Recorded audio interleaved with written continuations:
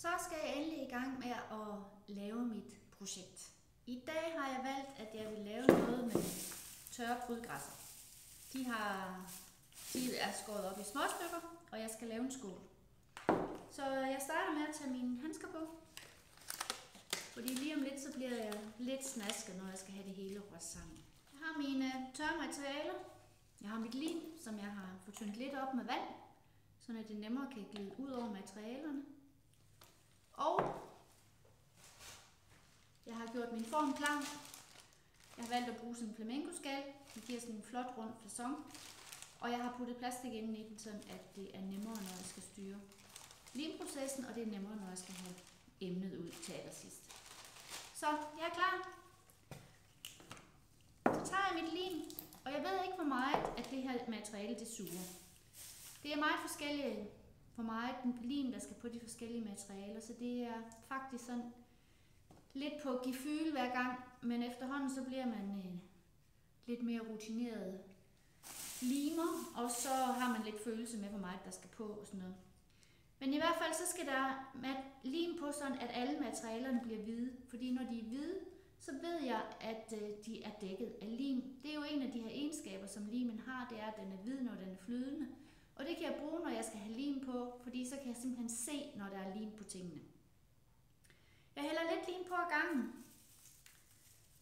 og så blander jeg det rundt. I starten kommer det til at ligge bare sådan oveni, og så blander jeg simpelthen rundt med mine hænder. Det er en af grundene til, at jeg tager handsker på. Jeg synes, det er langt nemmest at bruge mine hænder. Man kan også godt bruge en pind, men det er lidt en smagssag. Så jeg blander det her rundt. Det skal blandes godt og grundigt rundt. Man kan lidt sammenligne det med, hvis man laver en salat, og så hælder man dressing henover. Og i starten så tænker man, ej, der er slet ikke dressing nok, og det kommer aldrig til at være nok på. Men lige pludselig så er der nok på, fordi alene det, at man rører rundt i det, det gør, at limen bliver fordelt. Jeg skal have noget mere lim på, så det gør jeg nu. Og så rører jeg igen. Man kunne selvfølgelig sige, at det ville være nemt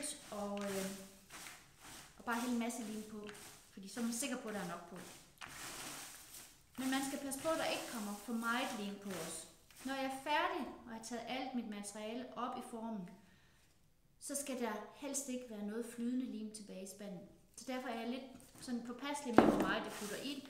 Og til gengæld så rører jeg en del for at få det fordelt.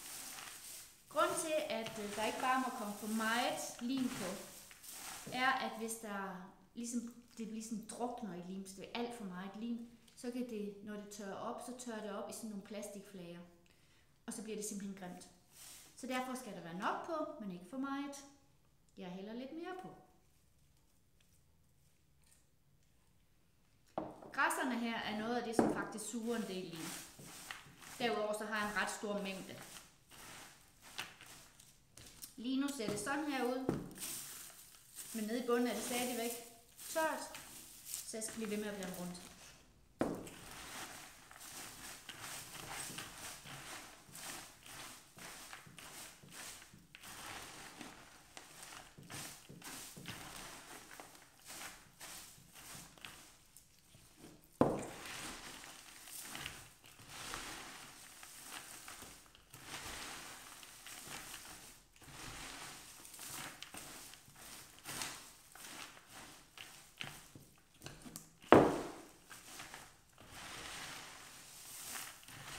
Med at komme godt ned i kanterne og ned i bunden af sådan en spand, kan der godt sidde ligesom sådan nogle rester, der ikke rigtig har fået nok lim. Så det skal ældes skråt rundt, og man skal godt ned i kanten.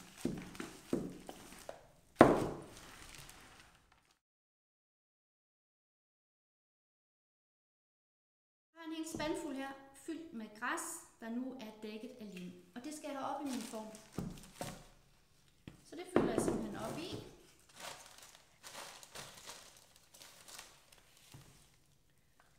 Og får ligesom lagt op af kanterne. Jeg kan regne med, når man får det i formen her, så bliver den jo ikke så stor, som skålen egentlig er oprindeligt. Netop fordi, at man arbejder inde i formen. Derfor kan det nogle gange være en fordel faktisk at tage en form, som umiddelbart virker større end det emne, man gerne vil have ud af det til sidst. Men nu prøver vi at se. Jeg fylder det ned i.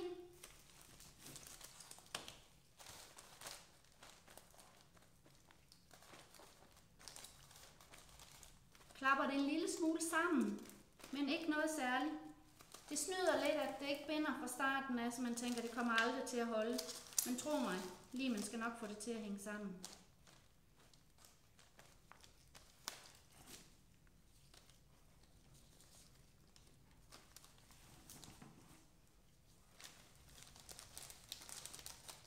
Hvor sirlig man gør den, om den skal være helt lige i kanten, om den må stritte op og sådan noget, det er temperamentsspørgsmål. Der er ikke noget, der er rigtig forkert, og det er faktisk også nogle af de effekter, man kan lege med.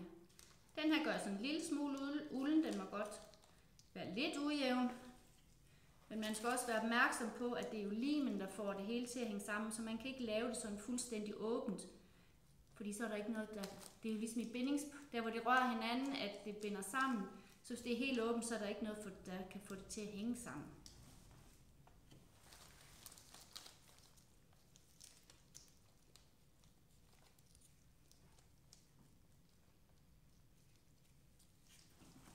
Nu står jeg så med det her og tænker allerede, at man kunne også lave nogle sjove effekter med at lægge noget ind med farve ned imellem det her, så det ligesom er noget, der bare titter ud. Så allerede nu, der begynder der at udvikle sig nogle idéer med, man kunne jo også. Så det er virkelig et spørgsmål om at eksperimentere, og materialerne koster jo som regel ikke andet end ens. Den tid, man har brugt på at samle og gøre det klar, så det er jo også endnu en grund til, at man bare kan lege med det. Og hvis ikke man bryder sig om slutresultatet, ja, så er det jo bare at prøve igen. Så er den ved at være klar til at tørre. Og hvor længe skal den så tørre? Ja, det er jo så det næste emne.